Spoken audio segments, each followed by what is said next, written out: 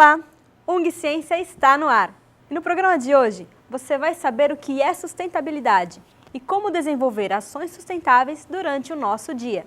Conversamos com o químico Reinaldo Vargas, a professora Vera Biojoni, da área de turismo, o biólogo Silas Lobo e a engenheira ambiental Juliana Dália, para entender melhor sobre a importância da sustentabilidade e os impactos que a falta de conhecimento pode causar. Não saia daí, UNG Ciência começa agora!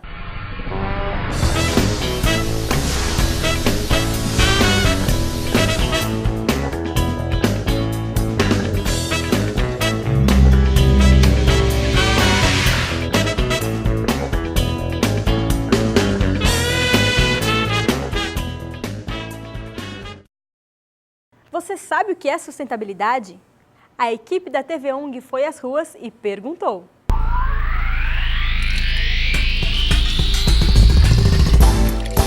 E aí, você sabe me dizer o que é sustentabilidade? Não sei. Não vou saber te informar. Não faço a menor ideia. Olha, eu tenho pra mim que é aquela consciência ambiental. Segundo o dicionário, sustentabilidade é um conceito sistêmico relacionado com a continuidade dos aspectos econômicos, sociais, culturais e ambientais da sociedade humana. A sustentabilidade consiste em realizar atividades sem prejudicar o meio ambiente, ou seja, todas as ações praticadas por pessoas e empresas que adotam medidas sustentáveis são realizadas de forma a não impactar negativamente os recursos naturais para as gerações futuras. Sustentabilidade, a palavra vem do latim, exatamente de sustentar, um processo que tem que durar algum tempo. E essa duração ela pode se ampliar pela importância da sustentabilidade. Qual que é a importância? Principalmente preservar o ambiente para gerações futuras. Uma coisa que acontece muito, a degradação do nosso meio ambiente, principalmente pela questão que é muito discutida hoje do lixo, destinação do lixo, e também preservação do meio ambiente no que a gente diz respeito às florestas, aos ecossistemas marinhos. Tá?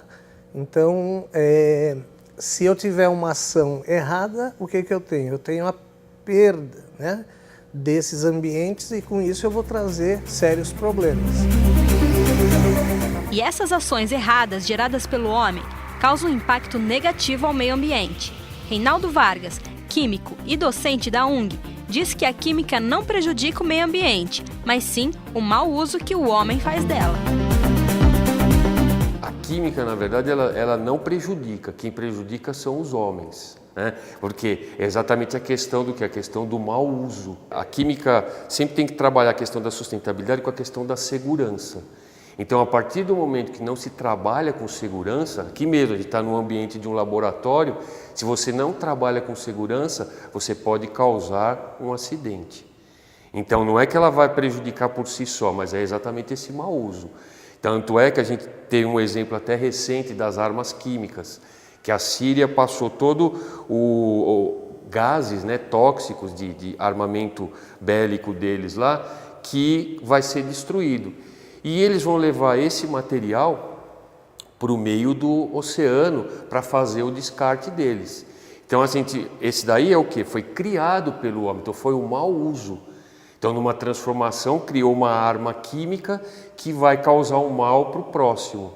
Da mesma forma, uma transformação química, se ela não é bem controlada, ela vai causar um mal poluindo rios, o ar, a atmosfera de uma forma geral. Então, na verdade, a química não é que ela vai causar o mal, é sim o seu mau uso. Na verdade, que está nos cerca aqui, ele está envolvido com a química.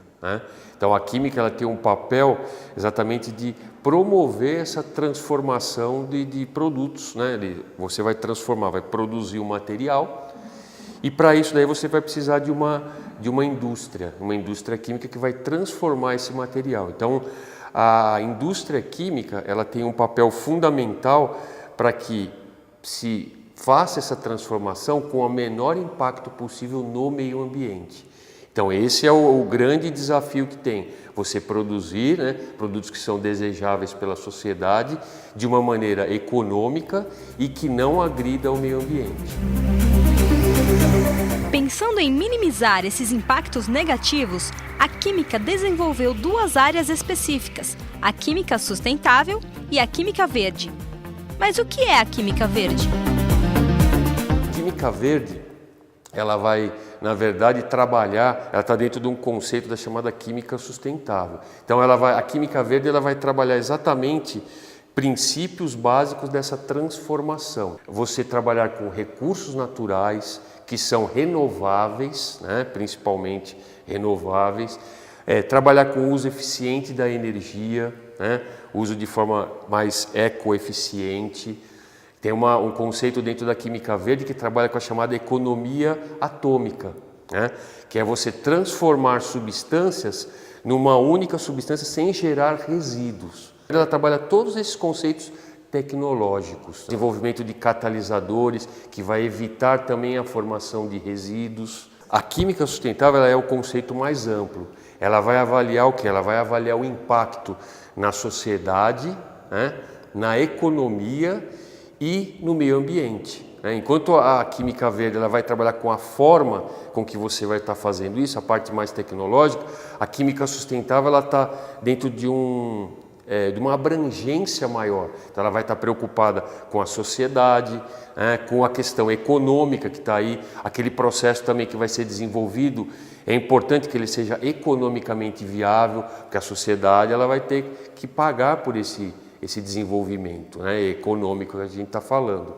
Então tudo isso daí você tem a química sustentável gerenciando esses impactos que são causados por essas tecnologias.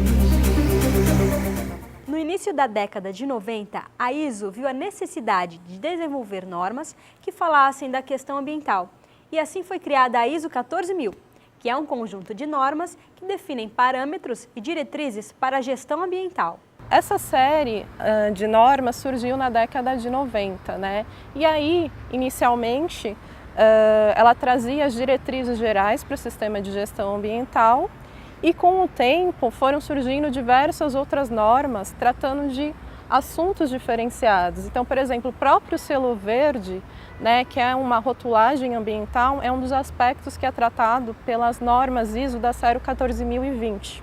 Né? Então tem outros temas como o ciclo de vida, que também são abordados por essas normas, auditoria ambiental, entre outras questões. Podemos reconhecer um produto sustentável através do selo verde, criado em 2009 com a missão de promover a conscientização sobre responsabilidade ambiental. O selo verde ele é uma certificação que atesta que um determinado produto ele tem um menor potencial de causar impactos ambientais.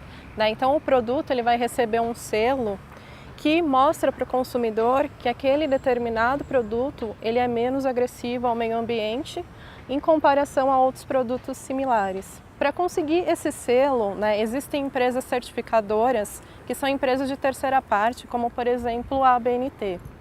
Né? Essas certificadoras, elas estabelecem uma série de critérios, né, que devem ser atendidos para que a empresa obtenha a certificação. Um produto sustentável do ponto de vista ambiental é aquele que traz menor risco de contaminação para o meio ambiente. Um produto também eu posso dizer que ele é sustentável se eu consigo utilizar ele por mais tempo sem degradação do meio ambiente.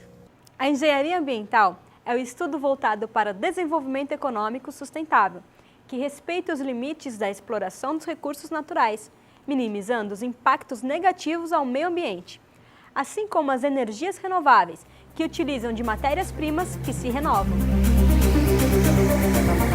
A gente tem a água, tem o vento, né, que é a energia eólica, tem as marés, a energia proveniente do calor do interior da Terra, né, energia geotérmica, entre outras. Né? Esse tipo de energia, né, proveniente de fontes renováveis, ele é interessante por quê? Porque na maior parte do mundo a gente utiliza energia de fontes não renováveis, né? Então energia proveniente do carvão, mineral, energia proveniente do petróleo. E essas fontes de energia são esgotáveis, né? Então, se a gente substitui um recurso esgotável por um que não seja esgotável, passa a existir uma vantagem. Além disso, essas fontes renováveis, né, de energia, elas estão associadas normalmente a uma menor emissão de gases, como por exemplo o CO2, que é um gás que acaba levando ao aquecimento global, né? E também as fontes renováveis, elas funcionam como uma alternativa que diminui a nossa dependência em relação a fontes não renováveis como o petróleo, né? Então ela é interessante por diversas razões. A substituição, né, das fontes não renováveis por renováveis tem se intensificado nos últimos anos, mas ainda está muito longe, né, daquilo que seria o ideal. No Brasil, principalmente nas regiões Norte e Nordeste, há um crescimento do desenvolvimento de energia eólica, que é a energia proveniente do vento. Ainda é preciso que se avance muito em relação à pesquisa dessas fontes de energia para que seja possível tornar o processo mais barato, né, e mais eficiente e de uma maneira que compense, né, a substituição por energias renováveis. No próximo bloco, você confere dicas de como descartar corretamente o seu lixo. E mais, como o turismo se preocupa com a questão da sustentabilidade para o desenvolvimento e preservações de áreas turísticas naturais. UNG Ciência faz um breve intervalo. Não saia daí, a gente volta já!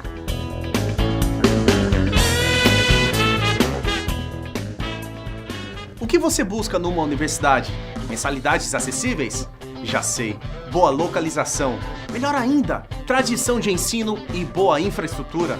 Mas que tal uma universidade que reúna tudo isso e muito mais? Uma universidade completa. A UNG é a melhor instituição particular de Guarulhos e Alto Tietê. Ela oferece mais de 50 opções de carreiras em unidades pertinho de você. Faça já a universidade que faz mais pela sua carreira. Vem pra UNG!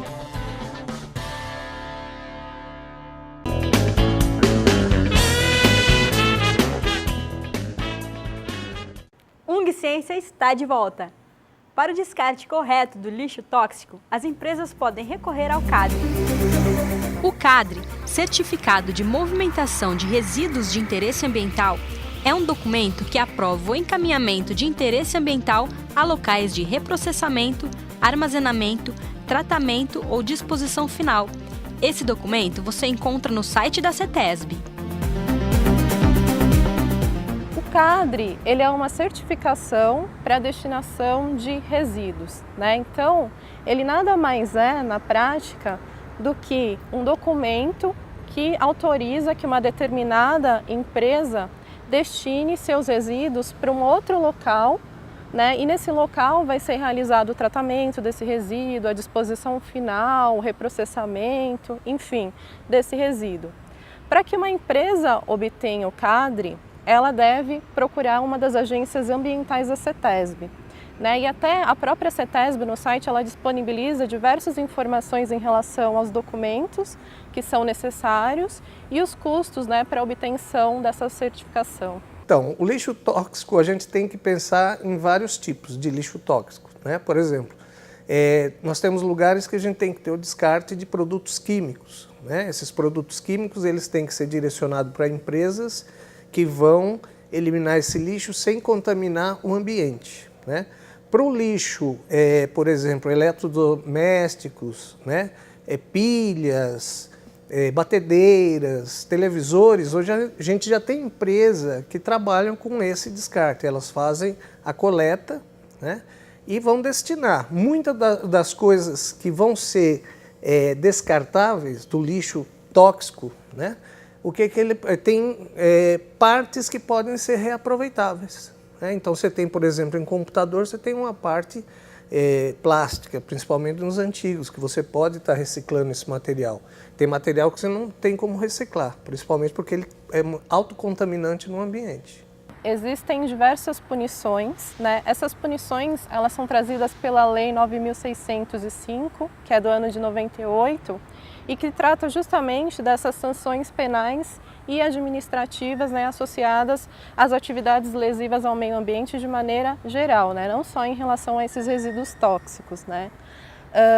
No artigo 56 dessa mesma lei, né, que foi alterado por uma outra lei que especificamente trata de resíduos sólidos, que é uma lei de 2010, que é a 12.305, que trata da Política Nacional de Resíduos Sólidos. Então, no artigo 56 dessa lei, ela traz que tanto a disposição de substâncias tóxicas de maneira inadequada, quanto um tratamento, a forma de armazenamento, se eles não seguirem a legislação, né, as empresas ou entidades, né, responsáveis por essas atividades, elas estão sujeitas a diversas penalidades, né, como multa, restrição de direitos, né, entre outras. O lixo que a gente fala normalmente são os resíduos, né, que você tem aí, que são emitidos, pode ser na parte de gases ou sólidos. Por exemplo, a gente tem a Política Nacional de Resíduos Sólidos, né, que isso tem a mais nova, agora data de 2010, e ela está preocupada, ela fala que exatamente você tem que diminuir o volume e principalmente evitar a produção disso daí. Então isso está previsto, né, na questão de legislação, né. O que tem é que em 2010 também a Associação Brasileira das Indústrias Químicas, eles lançaram um pacto com as indústrias químicas, que é exatamente visar o quê? Trabalhar de uma maneira mais sustentável, diminuindo a formação desses resíduos. Então é um pacto exatamente que a ideia é que torne o Brasil como uma referência nesse quesito, tá? Da diminuição desses resíduos. Em vários pontos, podemos encontrar recipientes onde descartar o lixo corretamente, separar o papel, vidros, plásticos, lixo orgânico e até mesmo lixo eletrônicos, como pilhas e baterias, por exemplo. Mas a população faz uso desses meios?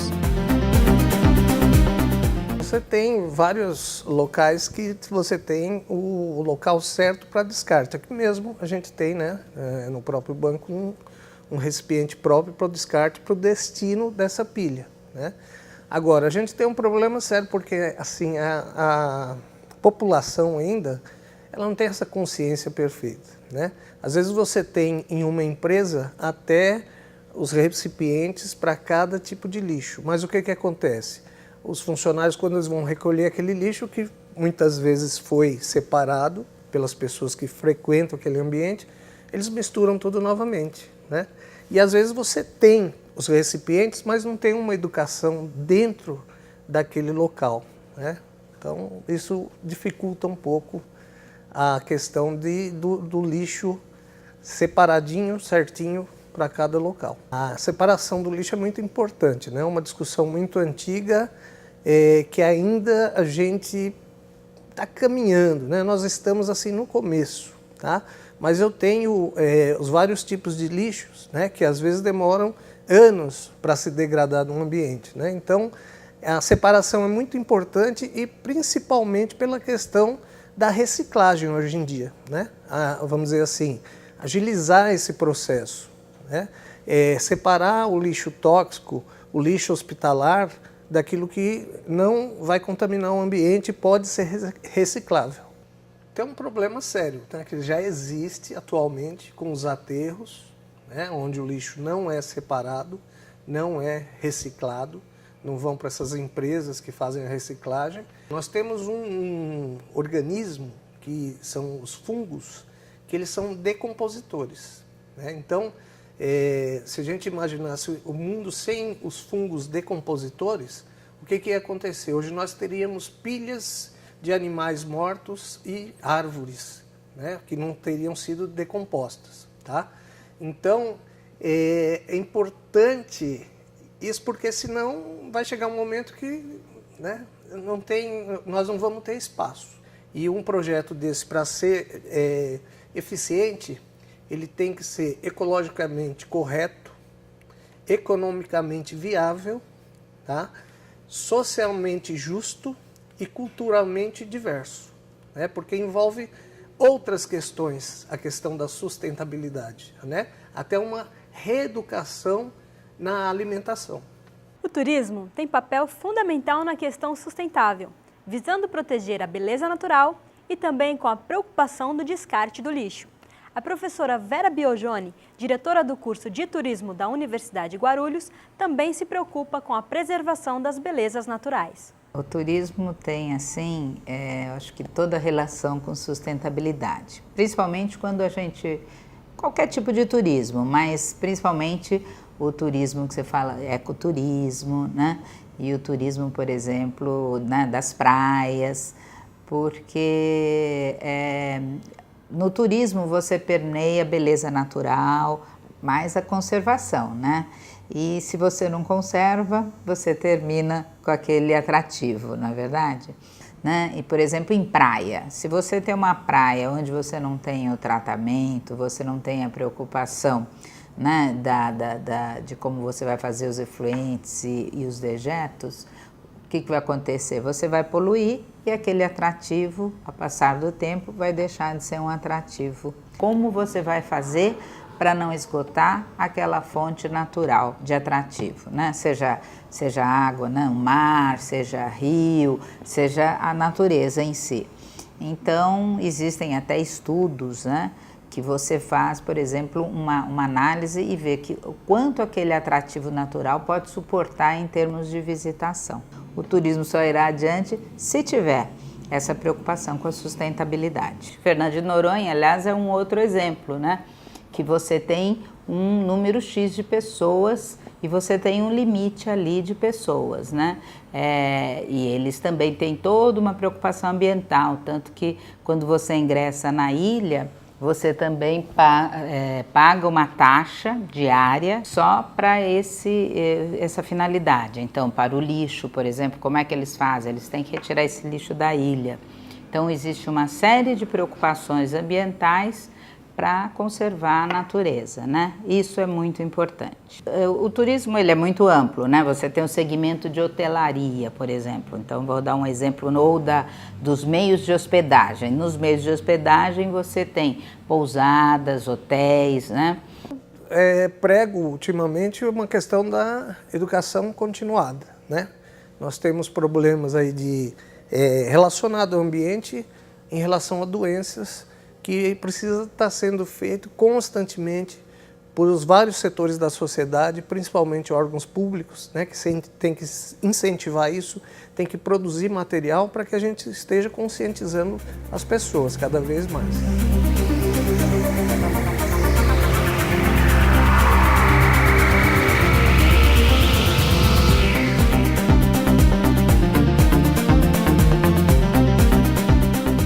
Sustentabilidade é um tema bem amplo e abrange vários setores, tanto quanto biologia, engenharia ambiental, química e até mesmo turismo estão fazendo a parte deles. E você, está fazendo a sua? Separar corretamente o lixo reciclável do lixo orgânico e o lixo eletrônico ou tóxico também é uma forma de sustentabilidade que qualquer pessoa pode e deve fazer para evitar que problemas mais sérios ocorram. ONG Ciência de hoje termina aqui.